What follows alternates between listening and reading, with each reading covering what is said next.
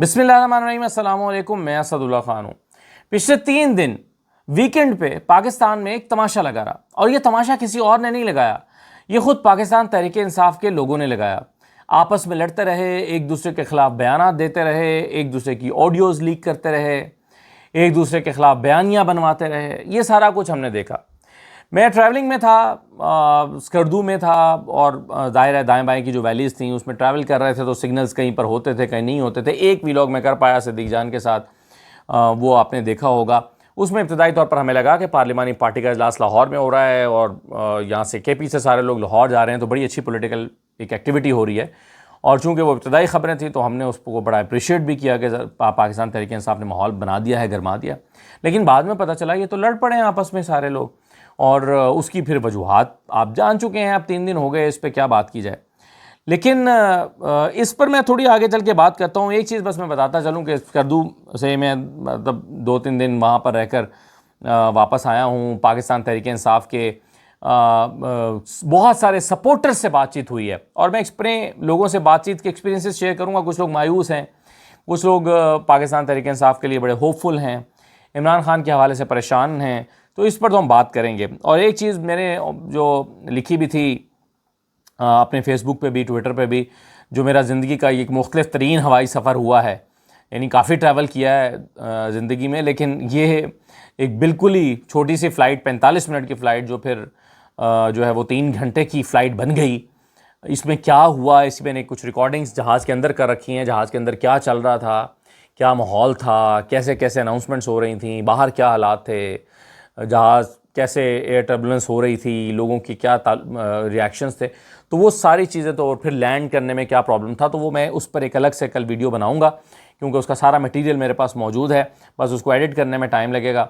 तो वो कल मैं, हो सकता है वो जो मेरा एक्सप्लोर विद असदुल्ला खान वाला चैनल है, जिसमें आप लोगों में से कुछ लोगों ने जाके उसको विज़िट किया भी है, तो उस पर मैं उसको पोस्ट करूंगा। आप लोग उसको एक्सप्लोर विद असदुल्ला खान, जिसका मैं लिंक डाल देता हूं डिस्क्रिप्शन में, आप उसको सब्सक्राइब कर लें, और उसमें फिर मैं कल होपफुली वो वीडियो डालूंगा। और वो बड़ी है आपके लिए, क्योंकि वो जो मैंने तहरीर लिखी थी वो बहुत वायरल हुई, वो बहुत लोगों ने पढ़ी, और पाकिस्तान के तकरीबन बहुत सारे बड़े पेजेस ने जो ट्रैवलिंग का काम करते हैं, उनसे मुतल्लिक लोगों ने उसको रीपोस्ट किया।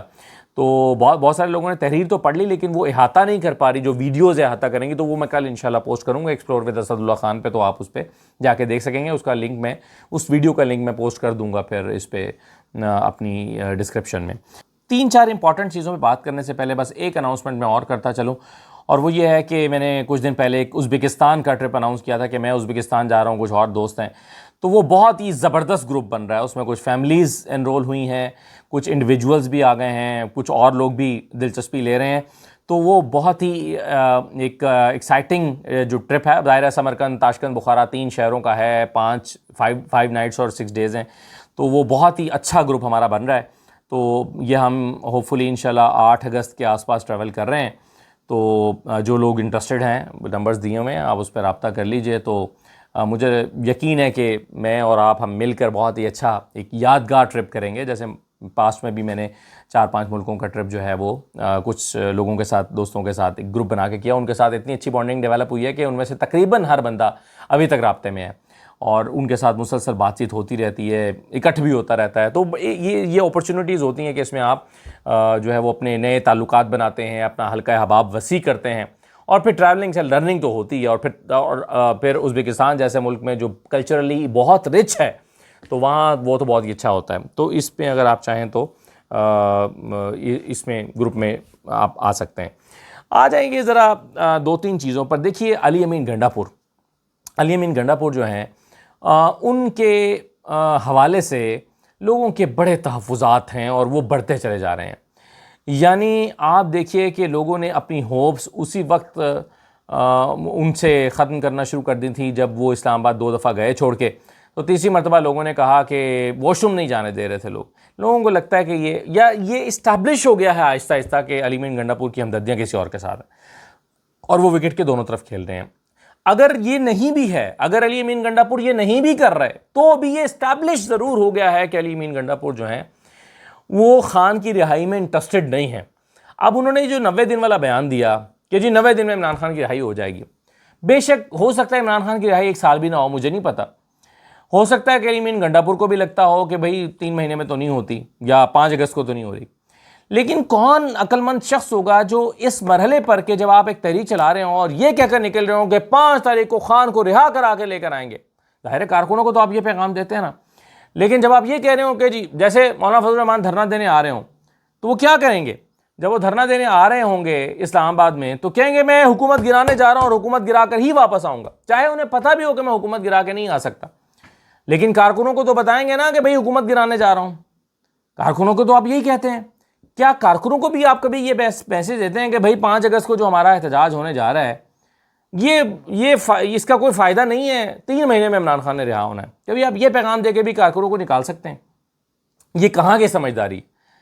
मेरा नहीं ख्याल कि ये भोलपन में उन्होंने बयान दिया है। उन्होंने ये 5 अगस्त की तहरीक में से एक तरह से जान निकाल दी है, और जानबूझ के भी नहीं किया तो भी, और बेवकूफ़ी से भी किया है तो भी क्या अली मीन गंडापुर इतनी बड़ी हिमाकत के बाद डिज़र्व करते हैं कि वो खान के बाएतमाद तरीन साथियों की फहरिस्त में फिर भी शामिल रहें?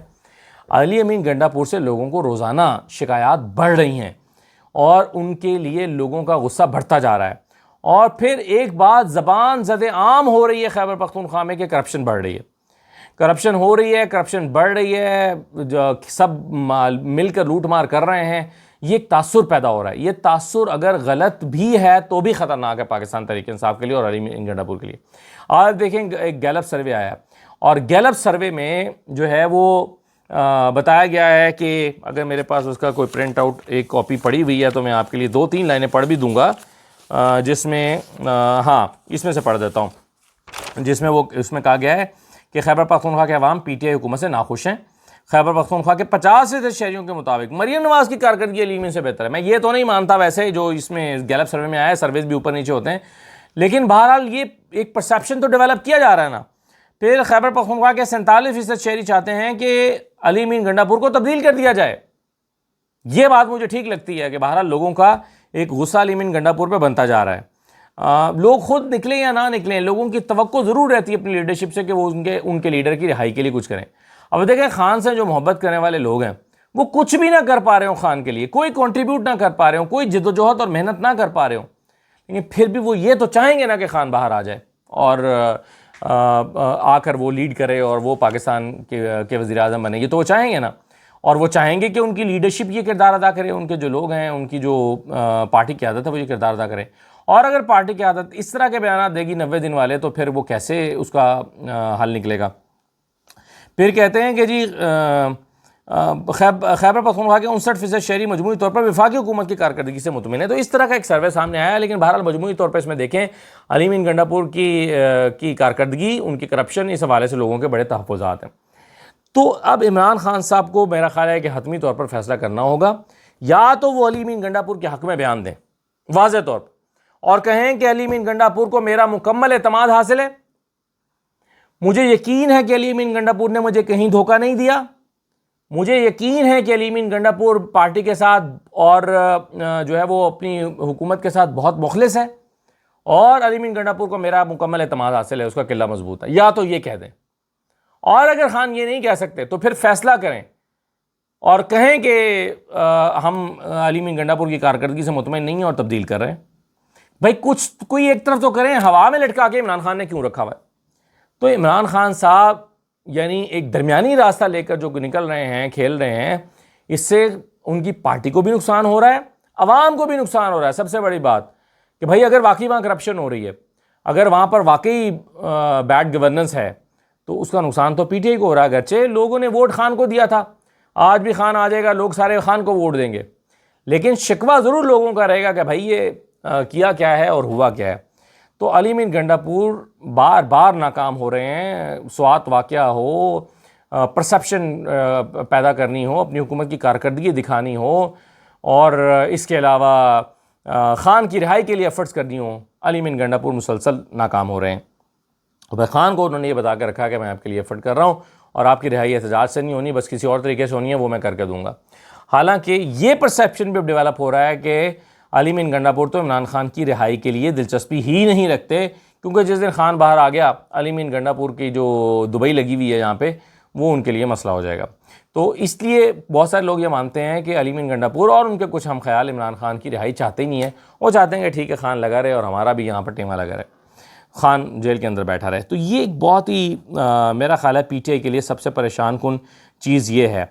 आप देखें ना जो लीडरशिप है इस वक्त, एक ऐसी लीडरशिप जिनको मतलब सलमान राजा साहब हैं, बैरिस्टर गौहर हैं, चीज़ों को हैंडल ही नहीं कर पा रहे। लोग आपस में लड़ रहे हैं। सलमान राजा साहब से किसी ने पूछा, पार्टी का एक नुक्ता नज़र ही नहीं है। मसलन शेख वकास अकरम आलिया हमज़ा को ये कह रहे हैं फ़ोन करके या मैसेज करके कि भाई आपकी जो है वो ये जो इजलास हो रहा है ये सिर्फ पार्लिमानी पार्टी का है, मुझे कहा गया कि मैं आपको कन्वे कर दूं, इसलिए आपने बुरा नहीं मानना, ये सिर्फ पार्लिमानी पार्टी के लोगों का है और उन्होंने आना है। आलिया हमज़ा को लगता है कि मुझे सिंगल आउट कर देते हैं, मैं काम कर रही हूँ इसलिए मुझसे जेलस हैं, मेरे आगे रोड़े अटकाते हैं, मुझे तंग करते हैं और बहाने बहाने से मुझे आउट कर देते हैं, उन्हें ये लगा। लेकिन सलमान राजा साहब ने कहा कि नहीं, राब्ता किया गया था उनसे और वो मसरूफ़ थी, उस पर उन्होंने ट्वीट दाग दी। अब आप देखिए कि सलमान राजा और शेख वकास अकरम, एक पार्टी का सेक्रेटरी तलात है, एक पार्टी के सेक्रेटरी जनरल है, दोनों के बयान आपस में नहीं मिल रहे और इतनी छोटी सी बात है उसमें आपस में उनको पता नहीं है कि क्या करना है। ये पार्टी के इस वक्त हालात हुए पड़े, तो इसी वजह से लोग बड़े मायूस हैं और लोग बड़े परेशान हैं। दूसरी बात यह है कि मौलाना फजल रहमान साहब, उन्होंने भी अब तकरीबन ये फैसला कर लिया है कि उन्होंने सेनेट का जो इलेक्शन है वो हुकूमत के साथ मिलकर लड़ना है। हुकूमत से मुराद क्या है? अच्छा, कहने को वो कह रहे हैं कि हम अपोजिशन इत्तेहाद का हिस्सा बन रहे हैं।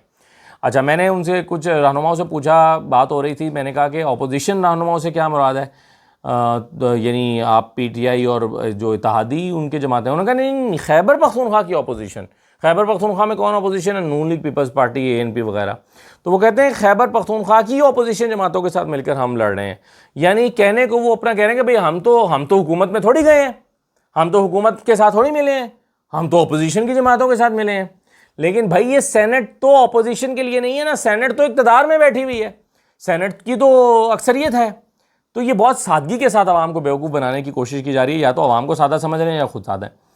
और मौलाना फजल रहमान साहब बहुत सफाई से अपने, आप देखें ना उसूली मौक़िफ़ क्या है उनका, आइन की बालादस्ती, लेकिन चंद सीटों के लिए, 10 एमपी की सीटों के लिए वो जाके इलेक्शन कमीशन के पास खड़े हो गए, सुप्रीम कोर्ट में खड़े हो गए कामरान मुर्तज़ा साहब, और वहाँ जाके उन्होंने सीटें मांग ली, दलाइल दिए कि जी सीटें तो हमारी बनती हैं, और फिर उन्हीं सीटों के बलबूते पर अब सेनेट की इलेक्शन की सीटें जा रहे हैं, और फिर उन्हीं सेनेट की सीटों के नतीजे में वो यहाँ जो है वो विफाक में जो सेनेट है उसमें अक्सरियत बनाने जा रहे हैं, 2/3 अक्सरियत। तो मौलाना फजल रहमान साहब क्या खेल खेल रहे हैं ये तो सबको अंदाज़ा है।